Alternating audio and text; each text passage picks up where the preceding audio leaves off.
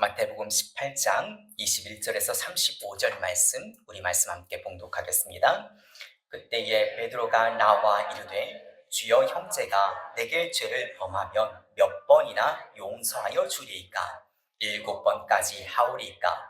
예수께서 이르시되 너희에게 이르노니 7번뿐만 아니라 7번을 70번까지라도 할지니라. 그러므로 천국은 그 종들과 결산하려 하던 어떤 임금과 같으리.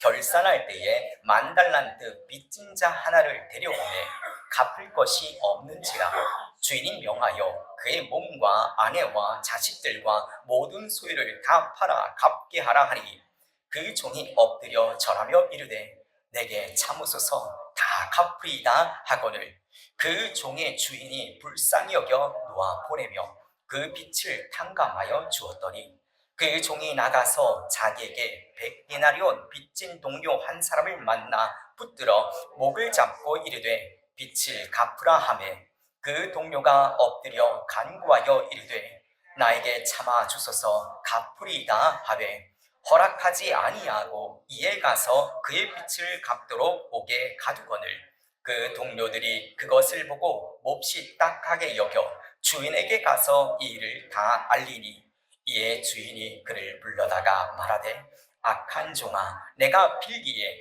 내가 너의 빚을 전부 탕감하여 주었거늘 내가 너를 불쌍히 여김과 같이 너도 너희 동료를 불쌍히 여김이 마땅하지 아니하냐 하고, 주인이 노하여 그 빚을 다 갚도록 그를 옥졸들에게 넘기니라. 너희가 각각 마음으로부터 형제를 용서하지 아니하며 나의 하늘 아버지께서도 너희에게 이와 같이 하시리라. 아멘.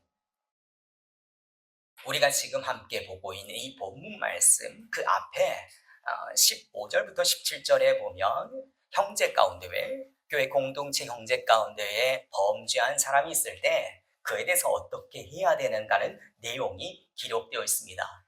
거기에 보면 범죄한 형제가 있을 때 먼저 가서 조용히 이야기하라고 합니다.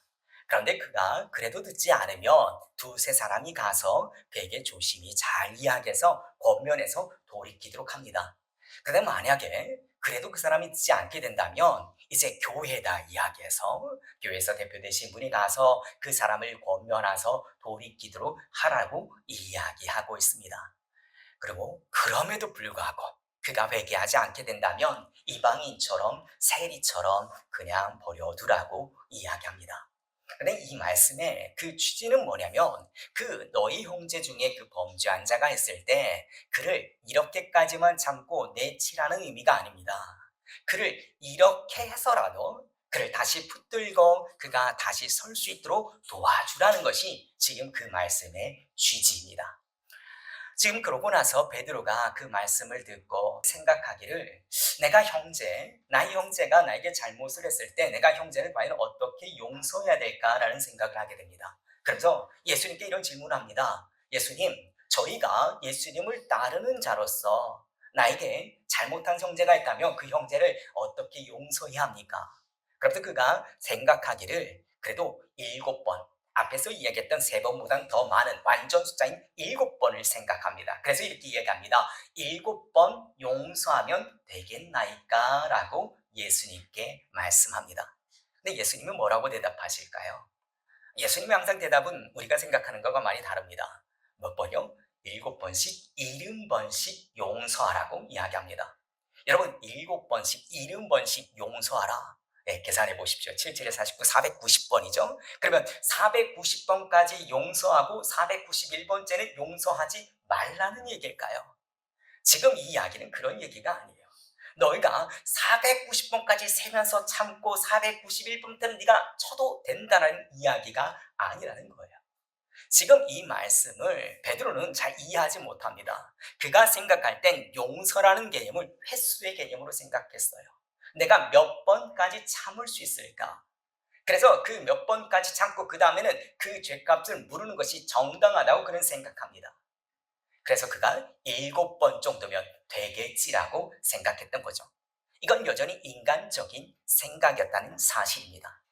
그런데 지금 이 말씀을 생각할 때 우리가 그 앞에 있던 말씀과 연계해서 생각하면 지금 앞에서 교회 공동체 안에서 범죄한 자가 있을 때 어떻게 그냥 둡니까? 치료해야 되지 않겠습니까? 라고 이야기하면서 앞에서 이야기했던 말씀을 가지고 치료법으로 적용할 수는 있습니다. 하지만 우리가 생각할 건 그 문장 그 자체를 볼 것이 아니라 그렇게까지 말씀하신 하나님의 마음을 우리는 들여다 보아야 합니다. 지금 이 말씀을 주신 이유가 무엇일까요? 범죄한 형제를 그렇게 3번 그 공동체가 찾아가서라도 그의 마음을 돌리라고, 그로 하여금 다시 공동체 회복되게 하라는 것이 바로 주님의 마음이라는 것을 이야기하고 있다는 것입니다. 그래서 그 말씀을 보면서 우리가 하나님의 마음을 이해할 필요가 있습니다. 오늘 본문에 보면 베드로는 그런 내용을 전혀 이해하지 못합니다. 그래서 7번 정도면 되지 않을까요? 라고 얘기를 하는데 예수님께서 470번 용서하라고 이야기합니다. 그런데 예수님이 말씀하신 그 470번은 그 490번은 491번째부터 용서하지 말라는 이야기가 아니라 당시에 이스라엘 공동체가 생각하는 완전한 숫자인 7과 그 다음에 가득 숫자인 12, 그것의 조합이므로 말미암아 끊임없이 끝까지 용서하라는 의미가 그 안에 담겨 있다는 것이죠. 예수님의 그 이야기 가운데 왜 우리가 70번씩, 7번이라도, 7번씩, 70번씩이라도 용서하라는 의미, 끊임없이 그 형제를 용서하라고 이야기합니다. 왜요? 예수님이 용서하시니까요. 지금 이 말씀의 문장은 하나님께서 그 형제를 끝까지 사랑하시고 그 형제를 용서하고 있기 때문에 우리가 그 예수 그리스도를 닮아서 우리의 용서도 제한이 없어야 한다고 말씀하고 계십니다. 우리가 끝까지 용서해야 하는 이유, 바로 그 형제를 우리 주님께서는 사랑하고 계시고 여전히 그 형제를 용서하고 계시기 때문에 그렇습니다. 예수님께서는 그 앞에 이런 비유를 하셨습니다. 어떤 목자가 이런 한 마리의 양이 있는데 그 한 마리 양을 찾기 위해서 99마리의 양을 넣고 그 한 마리 양을 찾기 위해서 얼마나 애쓰는지, 그것이 바로 하나님의 심정이라고 이야기하고 있습니다. 한 영혼도 잃지 않기를 원하는 것이 바로 하나님의 마음이라는 것이죠. 그 영혼이 때로는 정말 심한 사고를 쳤을지라도 때로는 그 영이 정말 그 영혼이 고집스럽고 너무나 말도 안 듣고 공동체를 너무나 힘들게 할지라도 그럼에도 불구하고 주께서는 그를 위해서 대신 십자가에서 죽으셨다는 사실입니다. 그리고 주님이 여전히 그를 위해서 기도하고 있다는 사실입니다. 우리가 용서하지 못할 것 같은 그 형제도 우리 주님께서는 그를 위해서 죽기까지 그를 사랑하고 계시다는 사실을 우리는 깨달아야 하는 것입니다. 베드로의 질문에 예수님께서는 이렇게 대답하신 후에 이어서 비유를 하십니다. 그 비유가 긴 비유인데요. 그런데 갑자기 천국에 대한 이야기를 합니다. 천국은 어떤 임금과 그의 종들에 대한 이야기라고 이야기하면서 천국의 이야기를 합니다. 그런데 왜 갑자기 천국의 이야기를 할까요? 근데 지금 이 이야기 그 앞에 보면 지금 제자들이 먼저 했던 이야기가 있습니다. 천국에서 누가 더 크니까? 제자들의 관심은 그들이 생각했던 건 예수님께서 예루살렘에 입성하며 자기들이 뭔가를 취할 수 있는 것처럼 천국의 개념도 그런 개념으로 그들은 생각했던 것 같습니다. 근데 예수님이 뭐라고 얘기하시나요? 너희가 어린아이와 같지 않으면 너희가 천국에 들어갈 수 없느니라고. 너희가 어린아이와 같이 겸손하지 않으면 천국에 들어갈 수 없느니라고. 그렇게 얘기하면서 어린아이처럼 너희가 겸손한 자가 바로 큰 자라고 이야기하고 계십니다. 지금 예수님께서 말씀하시는 것은 지금 겸손이란 단어를 이야기하고 계세요. 지금 예수님께서 그 앞에 있었던 그 베드로의 질문과 연계해서 생각해 본다면 예수님이 말씀하시는 용서라는 개념은 어떤 횟수의 개념이 아닌 거예요. 겸손한 자가 행해야 될 태도라고 말씀하고 계신 것입니다. 지금 예수님이 말씀하신 그 용서에게는 겸손한 자가 그 마음속에서 우러나는 행동을 이야기하고 있다는 것이죠. 지금 예수님은 그 형제를 용서함에 있어서 지금 1만 달란트의 비유를 하시는데요. 지금 그 앞에 연결되는 단어 보면 이러므로라고 이야기를 하고 있어요. 지금 앞에 있었던 형제를 70번씩 정말 엄청나게 490번 넘게 정말 계속 용서하라는 이야기를 하면서 이러므로 하면서 그 말의 의미를 지금 비유를 통해서 설명하고 계십니다. 1만 달란트 빚진 자의 비유입니다. 지금 이 1만 달란트의 빚진 자의 비유에서 그 임금은 하나님을 이야기하는 거고, 지금 그 빚진 자는 바로 죄로 인해서 그 자신의 문제 가운데 해결받지 못하고 그 고통 가운데 있는 사람들을 지금 그 1만 달란트 빚진 자라고 볼 수 있는데요. 여기에 보면 먼저 1만 달란트가 얼마나 큰 돈인지 우리가 잘 가늠 잡기가 어려워요. 성경에 보면 한 달란트가 6천 데나리온입니다. 그리고 한 데나리온이 하루 노동자의 품삯이에요. 그러므로 6천일, 1달란트, 한 달란트는 6천일 동안 노동한 그 값이에요. 근데 1만 달란트는 어떨까요? 이걸 환산하는 여러 가지 방법이 있는데 오늘날은 너무나 물가가 많이 올라서 수조 원이 됩니다. 수조 원. 수조 원을 빚진 거예요.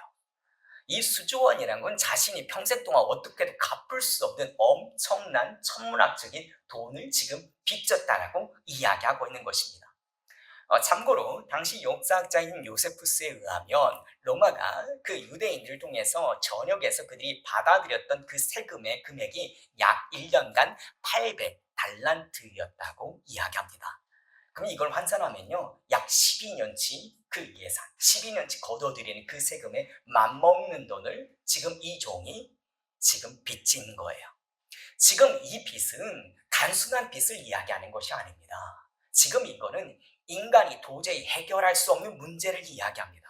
인간이 평생 도저히 갚을 수 없는, 스스로 해결할 수 없는 죄의 문제를 지금 1만 달란트로 비유로 설명하고 있는 것입니다. 그렇습니다. 우리가 1만 달란트와 정말 우리가 평생 우리가 아무리 노력해도 해결할 수 없는 그 죄의 문제, 그 문제는 누군가가 도와주어야 한다는 것을 지금 이야기하고 있는 것이죠. 이처럼 절망적인 그 인간에게 하나님께서는 놀라운 은혜를 베풀어 주십니다. 그런데 우리는 자신의 죄를 졌는지도 몰라요. 그리고 자신이 얼마나 큰 죄를 졌는지도 몰라요. 그리고 그 죄를 어떻게 용서받아야 되는지도 모르고 있습니다. 그럼에도 불구하고 하나님께서는 우리를 불쌍히 여겨주셔서 긍휼을 베풀어 주셔서 우리에게 그 죄를 용서해 주십니다. 그 1만 달란트보다 더 가치 있는 그의 독생자 예수 그리스도를 십자가에 내어주심으로 말미암아 우리의 죄를 용서해 주셨다는 사실이에요.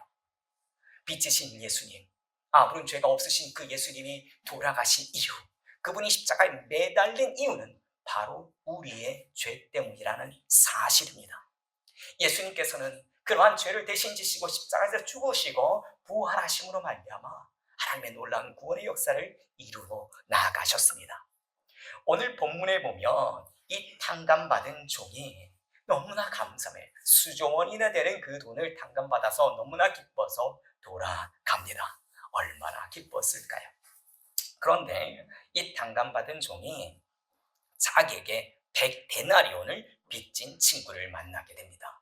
100데나리온, 100일 정도 임금이 되는 돈이죠. 수조원에 비하면 돈도 아닌 금액입니다. 근데 이 사람이 어떻게 하는지 아세요? 그 친구의 맥살을 잡습니다. 그러고 나서 내 돈 갚으라고 이야기합니다. 그 친구가 엎드립니다. 내가 꼭 갚겠다고, 조금만 기다려달라고 꼭 갚겠다고 무릎을 꿇고 그 앞에 엎드려 빕니다. 근데 여러분, 이 모습은요, 조금 전에 자신이 주인에게 했던 모습이에요. 이 종이 자기 친구가 지금 내 앞에 하는 모습을 보면서 내가 그 임금 앞에, 내가 그 주인 앞에 했었던 그 모습을 생각하며 내가 아마도 저랬지 하면서 내가 그 은혜 가운데 용서해야 되겠다는 긍휼한 마음을 베풀어야 하는데 그러지 않습니다. 멱살을 잡아요. 그리고 감옥에 쳐넣게 됩니다. 여러분, 이 친구의 절박함, 다른 사람은 몰라도 그 일을 경험해본 그 사람은 알 거예요. 그런데 그럼에도 불구하고 감옥에 쳐넣는 일을 하게 됩니다. 그런데 지금 이 상황을 지켜보는 사람들이 있었어요. 다른 종들이에요. 다른 종들이 이걸 보고 나서 불합리함을 느껴요. 아니, 수조원을 탕감받은 자가, 아니 100데나리온 그것밖에 안 된 그 친구의 멱살을 잡고 어떻게 감옥에 쳐넣을 수가 있는가? 그래서 주인에게 이야기를 합니다. 여러분, 이 말씀을 보면서 우리가 생각해 볼 거는요, 은혜를 받은 자가 은혜를 베푸지 않으면 그것이 공동체 안에 상처가 될 수 있다라는 사실이에요. 이 사실을 들은 그 주인이 어떻게 생각할까요? 부르는 거죠. 내가 너를 불쌍히 여겨서, 내가 긍휼을 베풀어서 내가 너에게 1만 달란트, 정말 수조 원이 되나 엄청난 돈을 내가 탕감해 주었거늘 너는 어떻게 그 친구를 용서하지 못하느냐고 이야기를 합니다. 그리고 그를 감옥에 쳐넣게 됩니다. 여러분들, 우리는 이 비유를 생각하면서 그 1만 달란트 빚진 자, 죄 가운데 있는 자, 세상에 있는 자라고만 생각하는데요. 사실은 이 1만 달란트 빚진 자, 그 빚을 탕감받은 자는 바로 예수 그리스도의 보혈로 죄의 사함을 받은 우리라는 사실이에요. 남 이야기가 아니라는 것입니다. 그 다음에 예수님께서는 18장 35절에 이런 말씀을 하는데요. 우리 18장 35절 말씀, 우리 말씀 함께 봉독하겠습니다. 너희가 각각 마음으로부터 형제를 용서하지 아니하면 나의 하늘 아버지께서도 너희에게 이와 같이 하시리라. 아멘. 우리가 형제를 용서하지 않으면 하나님 뭐라고 하셔요? 지금 너희도 용서하지 않겠다라고 말씀하고 계십니다. 여러분, 주님께서 나의 형제를 그 핏값으로 사셨어요. 그 핏값으로 사신 그 형제를 너희가 용서하지 않으면 하나님께서도 우리의 죄를 용서하지 않으시겠다고, 그 죄값을 물으시겠다고 말씀하고 계신다는 것입니다. 여러분, 그러므로 우리는 형제를 반드시 용서해야만 하는 것이에요. 근데 우리는 이 말씀을 볼 때 도덕적인 개념으로 이 말씀을 많이 해석하고 받아들입니다. 그런데 우리가 여기에서 중요한 단어가 있어요. 여기에 보면 하나님의 은혜를 받은 자, 그 은혜를 받은 자가 어떻게 살아가야 되는가, 그의 삶의 태도를 지금 이야기하고 있는 것입니다. 다시 말하면 구원은 조건이 아닙니다. 앞에서 베드로가 생각했던 어떤 횟수가 아닙니다. 구원은 구원받은 자, 정말 그 구원받은 자가 나타나는 그 용서, 그 용서는 구원의 조건이 아니라 구원받은 자가 그의 삶에서 자연스럽게 드러나야 되는 것이 바로 용서라는 개념이에요. 다시 말씀드리면 용서는 구원의 조건이 아닙니다.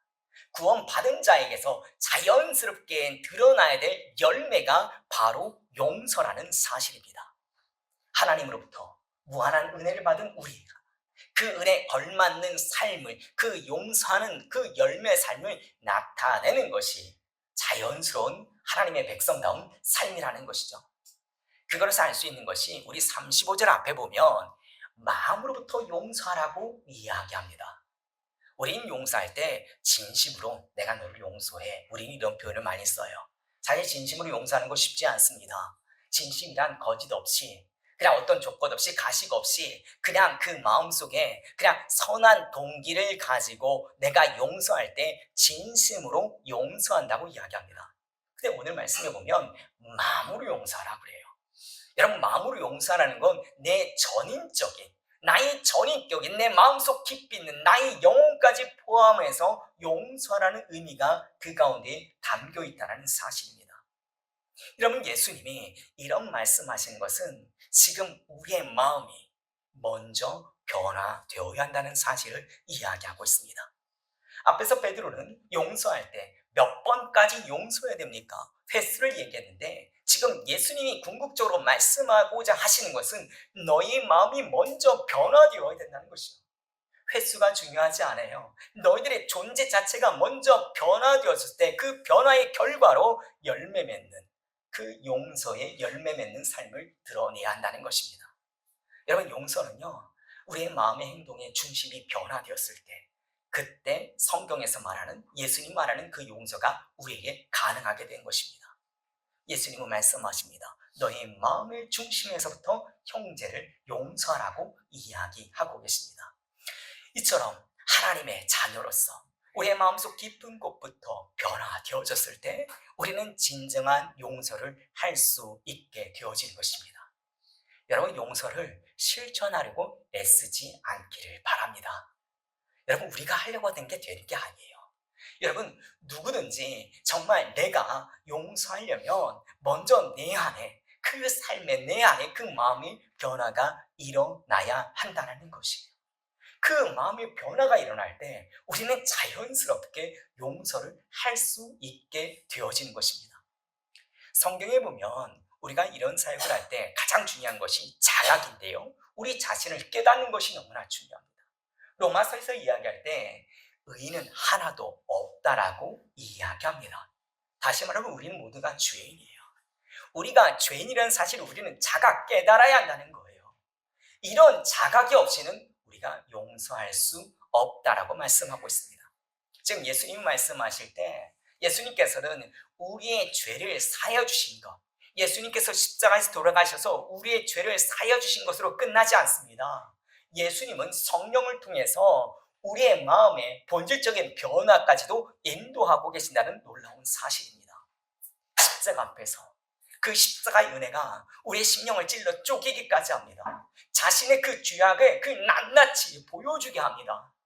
그리고 그 죄악으로 인해서 우리로 하여금 죄책감에만 머무는 것이 아니라 우리의 마음의 변화를 일으킵니다. 우리로 하여금 거룩한 하나님의 백성으로 다시 거듭날 수 있도록 성령님이 우리 가운데 인도하여 주신다는 것입니다. 예수님이 이를 위해서 십자가에 돌아가셨다는 것입니다. 그로 진짜 거듭난 그리스도인이라면 진짜 자신의 그 연약함을 자각해야 된다는 거예요. 여러분, 우리는요, 가까운 가족조차도 제대로 사랑하지 못하는 연약한 자들입니다. 교회 안에서 형제자매를 우리는 사랑하지 못하고 미워할 때가 얼마나 많은지 몰라요. 그것이 연약한 우리의 실상이라는 것입니다. 여러분, 이처럼 자신의 연약함을 하나님 앞에 인정하는 자만이 진정으로 마음속에서 형제를 용서할 수 있게 되어지는 것입니다. 여러분, 하나님 그 예수 그리스도께서 보여주신 그 사랑 없이는 우리는 아무것도 할 수 없는 존재라는 것을 인정할 수 있기를 간절히 소원합니다. 다른 이에게 그 예수 그리스도의 사랑을 받은 자로서 그 사랑을 흘려내는 그런 자가 되기를 간절히 소원합니다. 그리고 내 앞에 있는 형제, 나에게 잘못한 그 형제조차도 그 예수 그리스도의 사랑, 나에게 보여주신 그 놀라운 사랑이 절대적으로 필요한 자라는 것을 우리는 인지해야 한다는 것이죠. 여러분, 우리가 형제를 용서해야 되는 이유, 단순한 의무 때문이 아니라는 사실입니다. 우리는 정말 상상할 수 없는 놀라운 은혜를 이미 받은 자들입니다. 말로 다 할 수 없는 1만 달러보다 더 큰, 더 가치 있는 은혜를 우리는 이미 받은 자들이라는 사실입니다. 참된 용서는 상대를 긍휼하게 여기가 그를 진심으로 얻고자 하는 마음에서 베푸는 것이 참된 용서입니다. 예수님께서 그러셨습니다. 예수님께서 십자가상에서 보여주신 용서는 그 상대를 진심으로 얻고자 하네, 그 마음의 중심에서 나오는 그의 헌신이었습니다. 여러분, 우리 그리스도인들이 하는 용서는 자기 자신의 모든 존재를 다 드러내어서 모든 존재를 다 던져내어서 그 형제가 새롭게 다시 일어서도록 돕는 것이 그리스도인이 이야기하는 용서라는 사실입니다. 예수님 그런 용서를 우리에게 보여주셨습니다. 물론 우리 그리스도인들도 이러한 용서를 실천할 만큼 우리가 그렇게 성숙하지는 못합니다. 우리도 많이 부족합니다. 그래서 주님이 뭐라고 얘기하시나요? 날마다 주님을 붙잡으라고 이야기합니다. 우리가 날마다 주 예수 그리스도의 십자가를 붙잡고 날마다 자기 자신을 부인하고 나아가지 않으면 절대 이런 모습이 드러나지 않는다는 거예요. 때로는 평생 용서하지 못할 수도 있습니다. 내 평생 아무리 해도 용서하지 못할 수도 있어요. 근데 여러분, 이런 마음의 중심의 변화가 일어나기 시작하면 용서하지는 못할지라도 다른 일을 업신 여기지는 않습니다. 여러분, 다른 일을 업신 여기지 않는다는 것은 다른 일을 업신 여기는 것부터 죄가 시작되기 때문에 죄를 덜 짓는다는 것을 이야기하고 있는 것이죠. 그러므로 우리가 다른 일을 업신 여기지 않기 때문에 우리가 용서할 일 자체도 줄어들게 된다는 것이에요.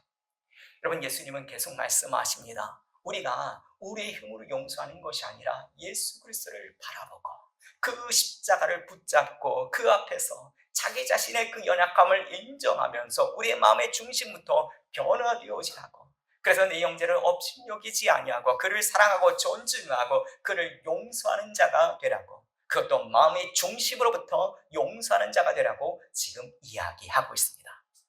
그러기 위해서는 우리가 먼저 하나님 은혜 가운데 충만해야 합니다. 이러한 주님의 그 은혜에 먼저 여러분이 충만하기를 간절히 소원합니다. 하나님의 그 크신 은혜, 1만 달란트와도 비교되지 않는 그 큰 은혜를 받은 자로서 그 은혜 가운데 충만함에 여러분의 마음의 중심부터 우리 형제 자매를 용서하고 사랑하고 섬기는, 자신의 모든 것을 들여서 그를 세우는 주님의 제자리 되기를 우리 주 예수 그리스도로 축원합니다.